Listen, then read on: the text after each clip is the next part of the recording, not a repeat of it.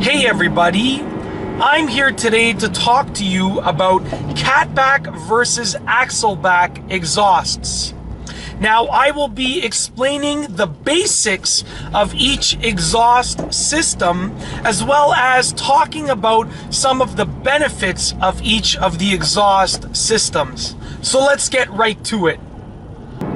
A Catback exhaust system starts at the end of the catalytic converter and goes all the way to the back of the car.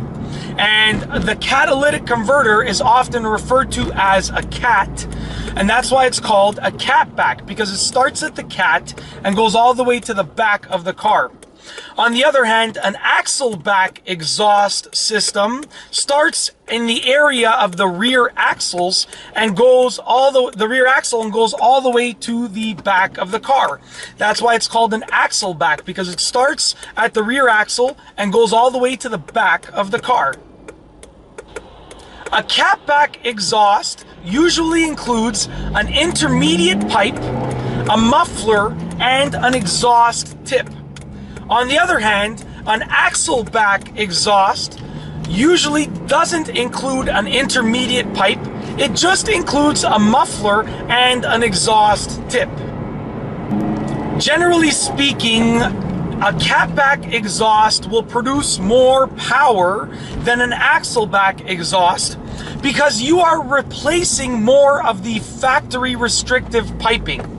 So when you install a catback exhaust system or an Axleback exhaust system on your car, you are replacing the restrictive factory exhaust parts with some unrestricted aftermarket exhaust parts. And with that being said, when you do a catback exhaust, you are replacing more piping because of that intermediate pipe that I was speaking about earlier in this video. So by replacing more of the restrictive factory piping, you are able to produce more horsepower because you are removing more restriction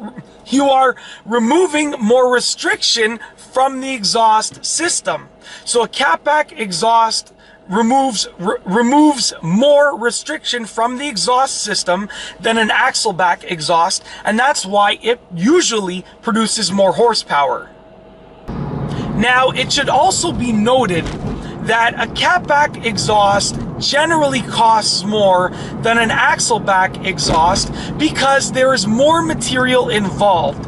Just as I said before, a catback exhaust usually comes with an intermediate pipe, and an Axleback usually doesn't come with an intermediate pipe, and that's why most of the time catback exhaust systems cost more than Axleback exhaust systems. So there is a trade-off for gaining that additional horsepower.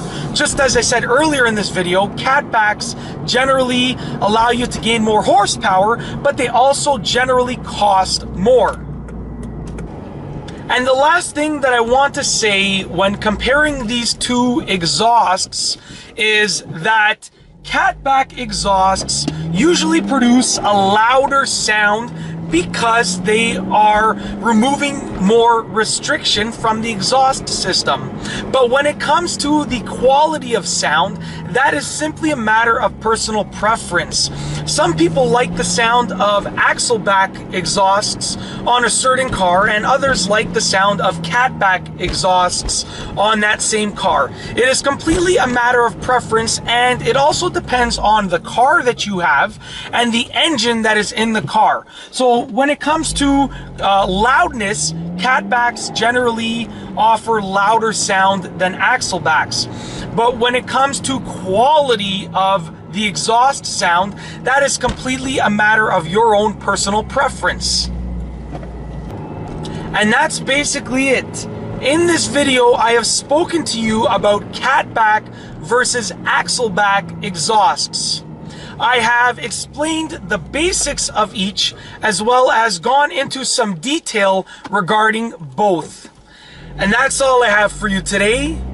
Thanks for watching.